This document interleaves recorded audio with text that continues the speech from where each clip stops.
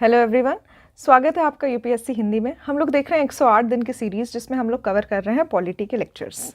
Last topic में हमने पढ़ा था इलेक्शन कमीशन ऑफ इंडिया तक, अभी तक हम लोग पढ़ चुके हैं। अब आज से हम लोग स्टार्ट करेंगे नया टॉपिक जो है पॉलिटिकल पार्टीज़। इसके बाद हम लोग कॉन्स्टिट्यूशन अमेंडमेंट्स पढ़ेंगे और अगर हो पाया तो ऑफिशियल लैंग्वेज भी पढ़ेंगे। ठीक है, तो ये 3 टॉपिक्स मैं आज कवर करूँगी। स्टार्ट करते हैं फर्स्ट टॉपिक से, पॉलिटिकल पार्टी, जिसमें राजनीतिक दल होते हैं। तो इसमें हम लोग फोकस कर रहे हैं नेशनल पार्टीज़ में, वो सभी पार्टीज़ जो इलेक्शन में पार्ट लेती हैं। ठीक है, तो यहाँ पे लोक प्रतिनिधित्व अधिनियम 1951 के अनुसार राजनीतिक दलों के पंजीकरण का प्रावधान दिया गया है। ठीक है, तो रजिस्ट्रेशन ऑफ पॉलिटिकल पार्टीज़ के बारे में बताया गया है पीपल्स रिप्रेजेंटेटिव एक्ट 1951 के द्वारा। इसके बाद आता है 52nd कॉन्स्टिट्यूशनल अमेंडमेंट एक्ट 1985। इसके द्वारा राजनीतिक दलों को प्रथम बार 1985 में संवैधानिक मान्यता मिली थी और ये अधिनियम लागू हुआ था 1985 से। ठीक है, तो 1 मार्च 1985 से लागू किया गया था। डेट इंपॉर्टेंट नहीं है, बस आपको 52nd कॉन्स्टिट्यूशनल अमेंडमेंट एक्ट 1985 याद रखना है। इसके साथ ही 52nd कॉन्स्टिट्यूशनल अमेंडमेंट एक्ट के द्वारा भारतीय संविधान में 10वीं अनुसूची को जोड़ा गया था, जिसमें दल बदल कानून को रोकने का प्रावधान था। ठीक है, तो 10th schedule related with anti defection law. यहाँ पे आपको बताना है कि 52nd कॉन्स्टिट्यूशनल अमेंडमेंट एक्ट कौन से ईयर में आया था। ठीक है, तो यहाँ पे ईयर आप बता सकते हैं, सर्च कर लीजिएगा। इससे पहले भी मैंने आपको 52nd कॉन्स्टिट्यूशनल अमेंडमेंट एक्ट के बारे में पढ़ाया जब मैं शेड्यूल्स पढ़ा रही थी, तो आई होप ये आंसर आप लोग कर सकते हैं। इसके बाद आता है 91st कॉन्स्टिट्यूशनल अमेंडमेंट एक्ट, जो कि 2003 में आया था। इसके द्वारा 10वीं अनुसूची में संशोधन किया गया था। ठीक है, तो यहाँ पे ये जो दल बदल कानून है, इसमें कुछ संशोधन किया गया था 91st कॉन्स्टिट्यूशनल अमेंडमेंट एक्ट, जो कि 2003 में आया था।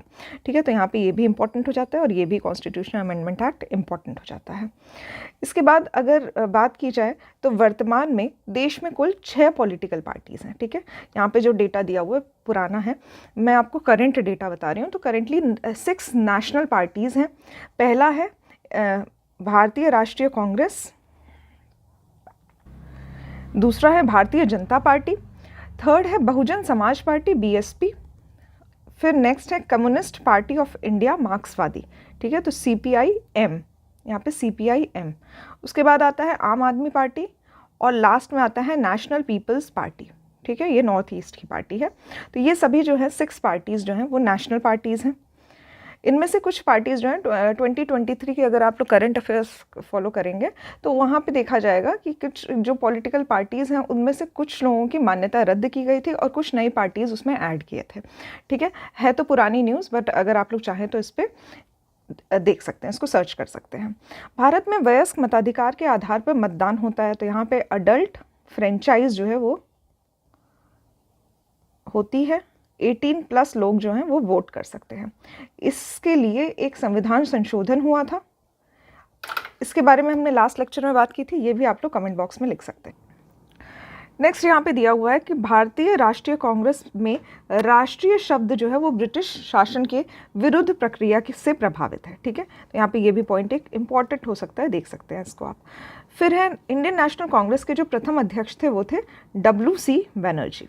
ठीक है, इसकी स्थापना जो है वो 1885 में हुई थी। इसके साथ ही भारतीय जनता पार्टी के प्रथम अध्यक्ष जो थे वो अटल बिहारी वाजपेयी थे और इसका फॉर्मेशन जो है वो 1980 में हुआ था। यहाँ पे जो नेशनल पार्टीज़ हैं इनके फॉर्मेशन ईयर्स से रिलेटेड भी क्वेश्चन आते हैं। कभी कभी डायरेक्ट क्वेश्चन पूछ लिए जाते हैं और कभी match the following type questions आते हैं, तो इसका फॉर्मेशन ईयर्स पढ़ना बहुत ज़रूरी होता है। तो यहाँ पे इंडियन नेशनल कांग्रेस का फॉर्मेशन हुआ था 1885 में और बीजेपी का फॉर्मेशन हुआ था 1980 में। भारतीय जनता पार्टी का गठन 1980 में हुआ था। इंडिपेंडेंट लेबर पार्टी जिसकी स्थापना BR अम्बेडकर के द्वारा हुई थी, ये 1936 में हुई थी। वर्तमान में सक्रिय कम्युनिस्ट पार्टी ऑफ इंडिया। ठीक है, तो यहाँ पे CPI की बात हो रही है।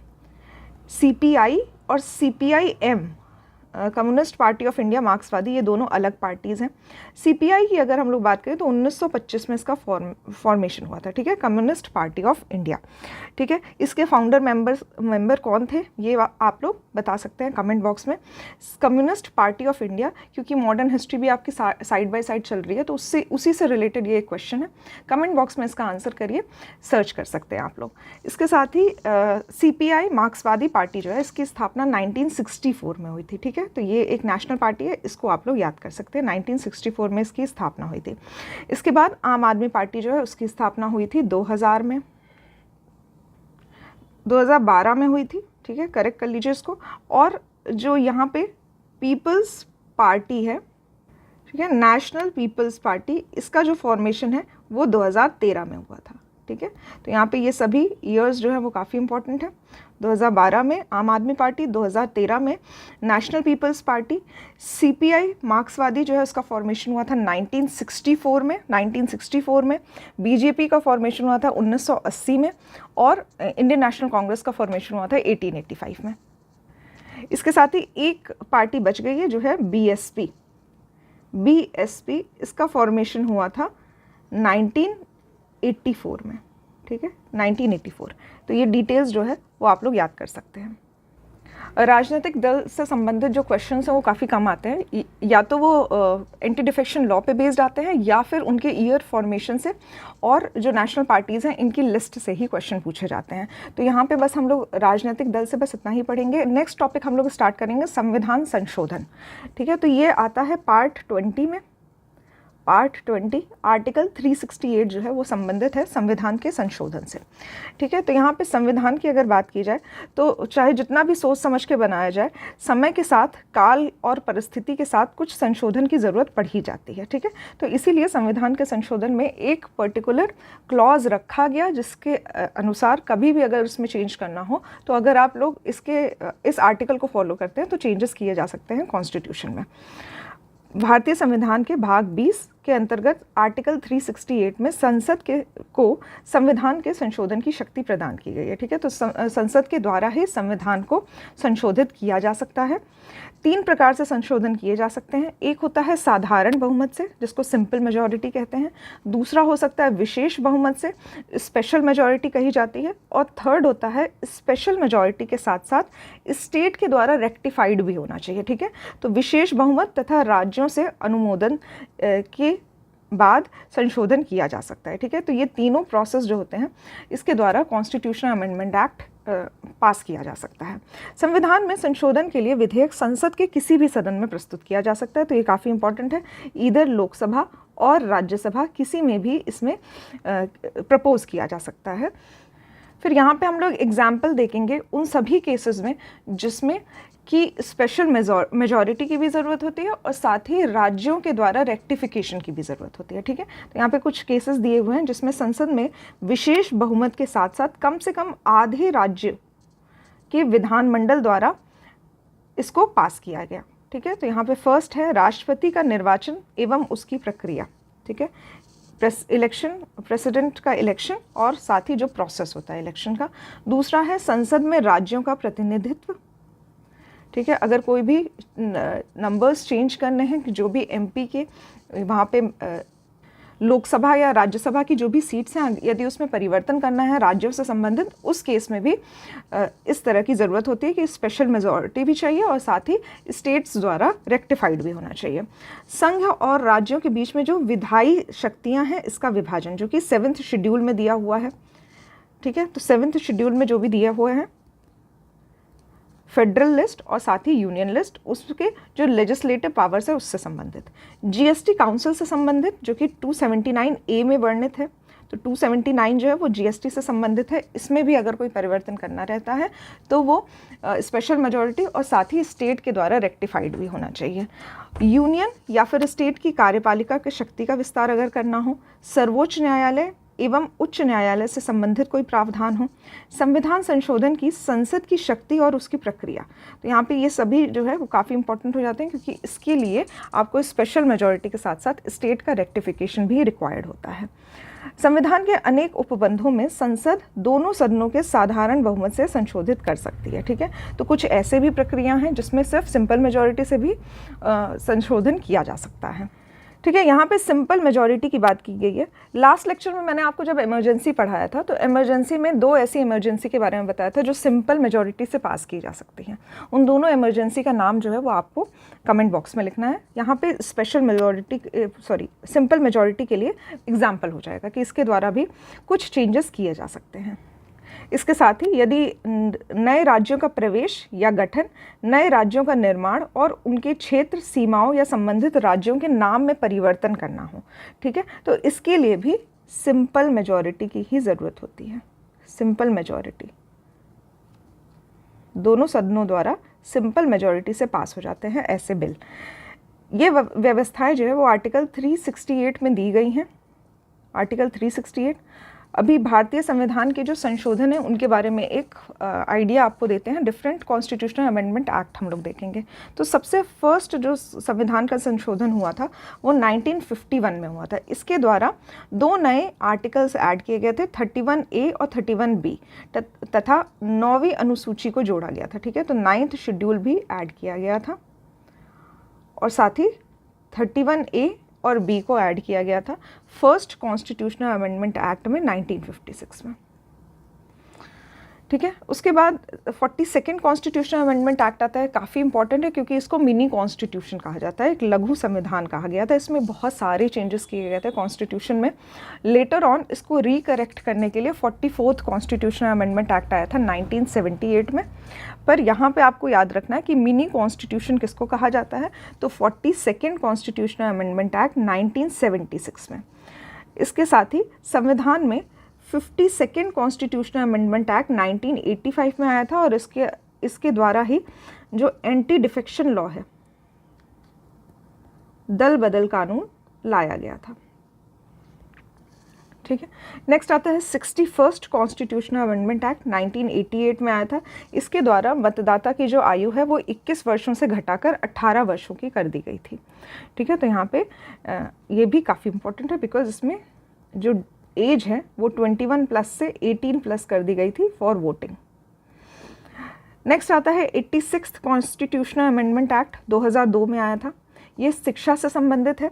इसमें आर्टिकल 21A जोड़ा गया था जिसके अनुसार 6 से 14 वर्ष के सभी बच्चों के लिए निःशुल्क एवं अनिवार्य शिक्षा का अधिकार दिया गया था, ठीक है। तो राइट टू एजुकेशन दिया गया था 6 to 14, ठीक है। नेक्स्ट आता है 91st कॉन्स्टिट्यूशनल अमेंडमेंट एक्ट जो कि 2003 में आया था। इसके द्वारा जो काउंसिल ऑफ मिनिस्टर्स का फॉर्मेशन होता है,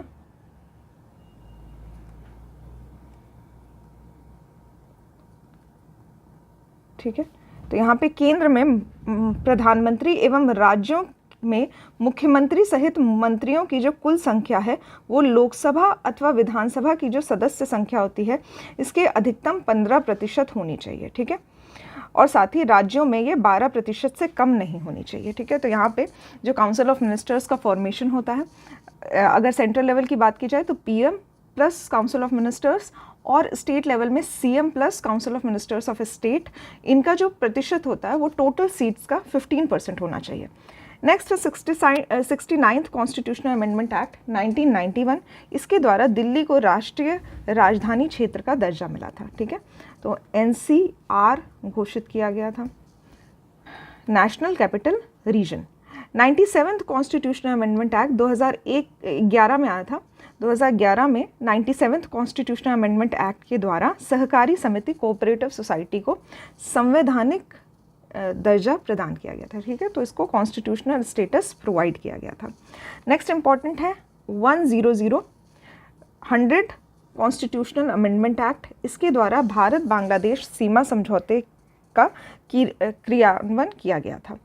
नेक्स्ट आता है 101 कॉन्स्टिट्यूशनल अमेंडमेंट एक्ट। इसके द्वारा GST से संबंधित है, ठीक है। तो ये भी काफ़ी इंपॉर्टेंट है। 101 constitutional amendment act 2016। 102 constitutional amendment act जो है वो राष्ट्रीय पिछड़ा वर्ग आयोग, नेशनल बैकवर्ड क्लास कमीशन को संवैधानिक दर्जा देने तथा 103 जो है वो सामान्य श्रेणी के EWS, ठीक है, सामान्य श्रेणी के जो पिछड़े लोगों हैं उनको सरकारी नौकरी तथा शिक्षा में 10% का आरक्षण देने से संबंधित है, ठीक है। तो यहाँ पे EWS कैटेगरी में 10% रिजर्वेशन जो है वो 103 कॉन्स्टिट्यूशनल अमेंडमेंट के द्वारा दिया गया था। इसका भी जो ईयर है वो है 2019, ठीक है। नेक्स्ट आता है 104 कॉन्स्टिट्यूशनल अमेंडमेंट एक्ट 2019। इसके द्वारा अनुच्छेद 334 में संशोधन कर अनुसूचित जातियों और अनुसूचित जनजातियों के लिए लोकसभा एवं राज्य विधानसभा की सीटों में आरक्षण की अवधि को 10 वर्षों के लिए बढ़ा दिया गया था। इसके साथ ही एंग्लो इंडियन का जो नॉमिनेशन किया जाता था उसको कैंसिल कर दिया गया था। ठीक है, तो इसके द्वारा लोकसभा में जो राष्ट्रपति के द्वारा और साथ ही विधानसभा में राज्यपाल के द्वारा जो नॉमिनेशन का प्रक्रिया किया जाता था उसको निष्प्रभावी कर दिया गया था। ठीक है, किसमें कर दिया गया था? 104th कॉन्स्टिट्यूशनल अमेंडमेंट एक्ट 2019 में। नेक्स्ट इंपॉर्टेंट एक्ट है 105 कॉन्स्टिट्यूशनल अमेंडमेंट एक्ट 2021 में आया था। इसके द्वारा राज्य एवं संघीय क्षेत्रों द्वारा सामाजिक एवं शैक्षिक रूप से पिछड़े वर्गों की सूची तैयार करने पर का अधिकार दिया गया था। तो यहाँ पे ध्यान दीजिएगा कि या तो राज्य या फिर यूनियन टेरिटरी जो है वो अपने हिसाब से उनको ये अधिकार दिया गया है कि आप लोग एक रिकॉग्नाइज कर सकते हैं सोशली बैकवर्ड क्लास या फिर इकोनॉमिकली बैकवर्ड क्लास। ठीक है, तो सामाजिक अधिकार पे सामाजिक फील्ड में पिछड़े वर्ग और साथ ही एजुकेशनल फील्ड में जो बैकवर्ड क्लास है इनको रिकॉग्नाइज करने का अधिकार जो है स्टेट या फिर यूनियन टेरिटरी को दिया गया था 105 कॉन्स्टिट्यूशनल अमेंडमेंट एक्ट जो कि 2021 में आया था। इसके बाद संविधान की जो आधारभूत संरचना है जिसको बेसिक स्ट्रक्चर कहा जाता है, इसके सिद्धांत का जो अर्थ है उसी के अनुसार संविधान में संशोधन किया जा सकता है। ठीक है, तो मतलब बेसिक स्ट्रक्चर को कभी भी चेंज नहीं किया जा सकता है, कितना भी कॉन्स्टिट्यूशनल अमेंडमेंट किया जा सकता है, but basic structure can never be change. और ये किसके केस के द्वारा आया था? तो यहाँ पे केशवानंद भारती केस है, 1973 में आया था और इसके अनुसार डॉक्ट्राइन ऑफ बेसिक स्ट्रक्चर जो था वो पिक्चर में आया था। इसके साथ ही जो बेसिक स्ट्रक्चर है वो कहीं पे भी कॉन्स्टिट्यूशन में डिफाइन नहीं किया गया है, ये कोर्ट के द्वारा ही, सुप्रीम कोर्ट के द्वारा ही टाइम टू टाइम इसको रिवाइज किया जाता है। इसकी definition time to time change की जाती है, समय के अनुसार इसको चेंज किया जा सकता है, पर जो बेसिक स्ट्रक्चर है हमारे कॉन्स्टिट्यूशन का उसको कभी भी बदला नहीं जा सकता है। ठीक है, ऐसा केशवानंद भारती केस 1973 में कहा गया था। तो कोई भी कॉन्स्टिट्यूशन में अमेंडमेंट होता है उसमें ज़रूर से कंसीडर किया जाता है basic structure of our constitution. Next important है हमारा राजभाषा, पार्ट 17 में आता है और आर्टिकल 343 से 351 संबंधित है राजभाषा से। ठीक है, तो यहाँ पे आर्टिकल 343 के तहत संघ की राजभाषा जो है वो हिंदी और लिपि को देवनागरी घोषित किया गया है। साथ ही संघ के शासकीय प्रयोजन के लिए प्रयोग होने वाले अंकों का रूप भारतीय अंकों का अंतर्राष्ट्रीय रूप होगा। ठीक है, तो यहाँ पे ये कुछ खास इंपॉर्टेंट नहीं है, इंपॉर्टेंट ये है कि राजभाषा हिंदी है और जो लिपि है वो है देवनागरी। आर्टिकल 344 के तहत राष्ट्रपति का यह अधिकार है कि वह राजभाषा के संबंध में आयोग गठित कर सकती है। ठीक है, तो ऑफिशियल लैंग्वेज के संबंध में कमीशन का गठन किया जा सकता है राष्ट्रपति के द्वारा। नेक्स्ट हम लोग देखेंगे कमीशन का गठन कैसे हुआ था। तो जो प्रथम राजकीय भाषा आयोग बना था, first language official language commission, इसका गठन 1955 में हुआ था और इसके जो अध्यक्ष थे वो थे बीजी खेर। ठीक है, बीजी खेर की अध्यक्षता में हुआ था। आर्टिकल 344 के तहत राजभाषा पर 30 सदस्यीय जॉइंट पार्लियामेंट्री कमेटी का गठन का प्रावधान है। ठीक है, तो राजभाषा के संबंधित अगर कोई पार्लियामेंट्री कमेटी बनती है तो उसमें 30 सदस्य होने चाहिए, जिसमें से 20 सदस्य जो हैं वो लोकसभा से होने चाहिए और 10 सदस्य राज्यसभा से शामिल होने चाहिए। आर्टिकल 345 जो है वो राज्य की राजभाषा से संबंधित है। ठीक है, राज्य की राजभाषा से संबंधित है 345 आर्टिकल। नेक्स्ट आर्टिकल 346 है, इसके तहत एक राज्य और दूसरे राज्य के बीच, किसी राज्य और संघ के बीच पत्र आदि राजभाषा का उल्लेख है। ठीक है, तो यहाँ पे ये भी कुछ खास इंपॉर्टेंट नहीं है, आर्टिकल 346 आप लोग स्किप कर सकते हैं। आर्टिकल 347 के अनुसार किसी राज्य की जनसंख्या के किसी भाग द्वारा बोली जाने वाली भाषा के संबंध में विशेष उपबंध का प्रावधान दिया गया है। ठीक है, तो जो स्पेशल रीजन्स होते हैं, किसी पर्टिकुलर स्टेट के कुछ स्पेशल रीजन्स होते हैं यहाँ जहाँ पे डिफरेंट लैंग्वेज बोली जाती है, तो उससे संबंधित जो प्रावधान है वो आर्टिकल 347 में दिए गए हैं।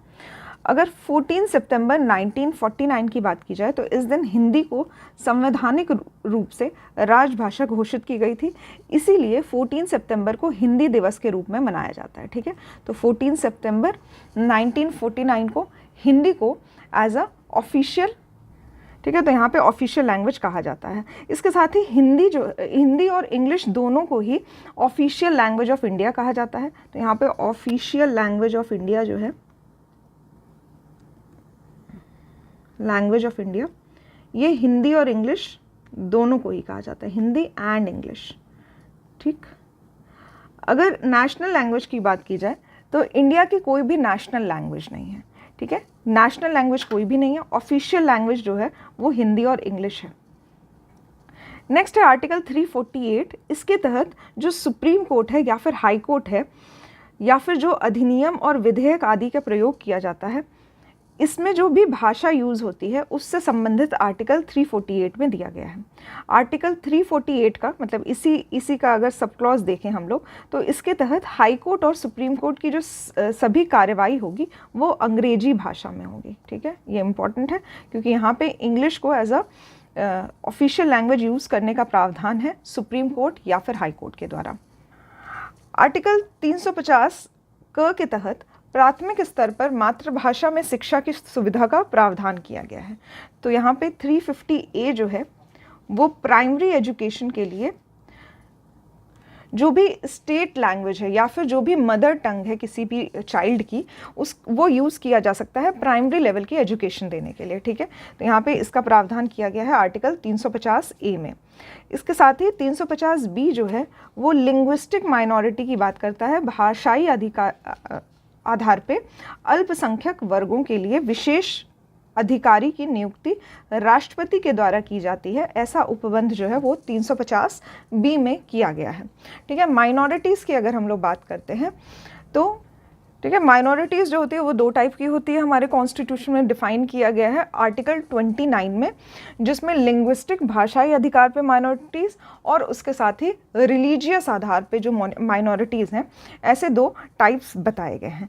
आर्टिकल 351 की बात की जाए तो इसमें हिंदी भाषा के विकास से संबंधित निर्देश दिए गए हैं।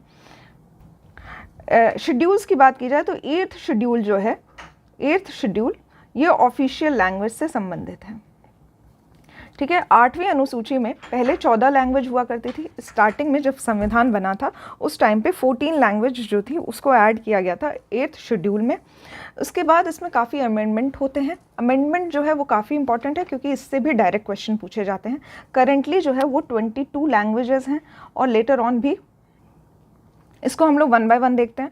तो सबसे पहले है 21st कॉन्स्टिट्यूशनल अमेंडमेंट एक्ट जो कि 1967 में आया था। ठीक है, तो यहाँ पे 21st कॉन्स्टिट्यूशनल अमेंडमेंट एक्ट 1964 काफ़ी इंपॉर्टेंट है। इसमें सिंधी भाषा को जोड़ा गया था। ठीक है, तो ये 14th लैंग्वेज में एक नेक्स्ट 15th लैंग्वेज ऐड की जाती है जो है Sindhi. Then 71st constitutional amendment act के द्वारा 1992 में आया था। इसके द्वारा कोंकणी, मणिपुरी और नेपाली लैंग्वेज जोड़ी गई थी। इसको याद कर सकते हैं आप, KNM। ठीक है, जिसमें M जो है वो मणिपुरी है, N नेपाली है और K से कोंकणी है। ठीक है, क्वेश्चन जो है वो इसी पे पूछा जाता है। ये 14 जो लैंग्वेजेस हैं जो ओरिजिनली कॉन्स्टिट्यूशन में हुआ करती थी, इनसे यूजुअली क्वेश्चंस नहीं आते हैं। क्वेश्चन आते हैं कि कौन से संविधान संशोधन के द्वारा कौन से लैंग्वेज लेटर ऑन जोड़े गए थे। ठीक है, तो यहाँ पे ये काफ़ी इंपॉर्टेंट है, इस पर अक्सर क्वेश्चन फॉर्मेशन होता है। नेक्स्ट इंपॉर्टेंट है 92nd कॉन्स्टिट्यूशनल अमेंडमेंट एक्ट जो कि 2003 में आया था और ये 2004 से प्रभावी हुआ था।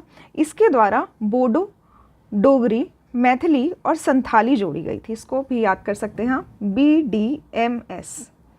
ठीक है, तो यहाँ पे बोडो, डोगरी, मैथिली और संथाली जोड़ा गया था।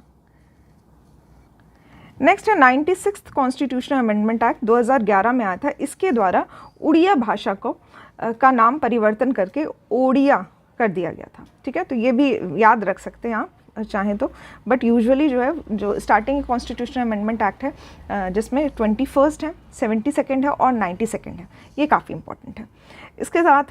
इसके साथ ही जो वर्तमान स्थिति है 8th शेड्यूल की, उसमें 22 भाषाएं शामिल की गई हैं। भाषा शास्त्रीय दृष्टि से द्रविड़ परिवार की भाषा ब्राहुई है। तो यहाँ पे एक ये नया वर्ड मिला है, ये द्रविड़ परिवार की भाषा है जो कि ओरिजिनली जो है बलूचिस्तान की भाषा हुआ करती थी, ठीक है। तो इस पे बेस्ड कभी क्वेश्चन आया रहा होगा, इसलिए इसको शामिल किया गया है नोट्स में। बाकी जो भी मैंने आपको ऑफिशियल लैंग्वेज से रिलेटेड बातें बताई हैं वो सभी जो है वो काफ़ी इंपॉर्टेंट है, ठीक है। तो यहाँ पे कॉन्स्टिट्यूशनल अमेंडमेंट एक्ट आपको याद रखने हैं, इसके साथ ही ऑफिशियल लैंग्वेज कौन से शेड्यूल में आती है ये आपको याद रखना है, कितने आर्टिकल जो हैं वो संबंधित है ऑफिशियल लैंग्वेज के साथ ही इसका जो पार्ट है, ये सभी बातें आपको याद रखनी है। ऑफिशियल लैंग्वेज से इतने ही क्वेश्चन पूछे जाते हैं।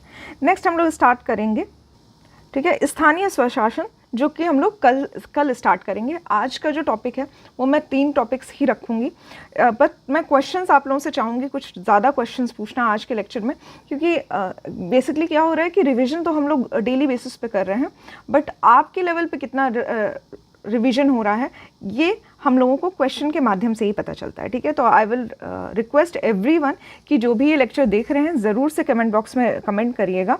फर्स्ट क्वेश्चन है 101 कॉन्स्टिट्यूशनल अमेंडमेंट एक्ट किससे संबंधित है, इसके साथ ही 102 कॉन्स्टिट्यूशनल अमेंडमेंट एक्ट किससे संबंधित है। नेक्स्ट क्वेश्चन है 103 और 104, ठीक है। ये सभी कॉन्स्टिट्यूशनल अमेंडमेंट एक्ट अक्सर पूछे जाते हैं, इसीलिए मैंने आपसे एक साथ चारों का बारे में पूछा है।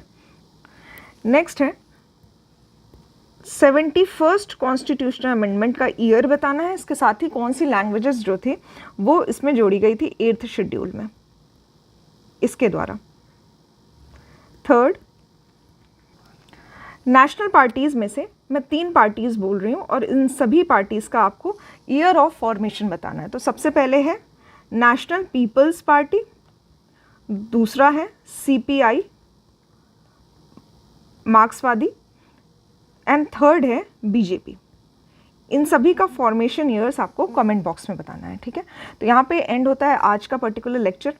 कल से हम लोग स्टार्ट करेंगे स्थानीय स्वशासन, लोकल सेल्फ गवर्नमेंट, जिसमें हम लोग म्यूनिसिपैलिटी और साथ ही पंचायत के बारे में पढ़ेंगे। और इसके साथ ही ये आपका लास्ट लेक्चर होगा पॉलिटी का, क्योंकि जितने भी इससे संबंधित लेक्चर्स हैं, जो भी टॉपिक्स हैं वो आपके ऑलरेडी कवर करवा दिए गए हैं।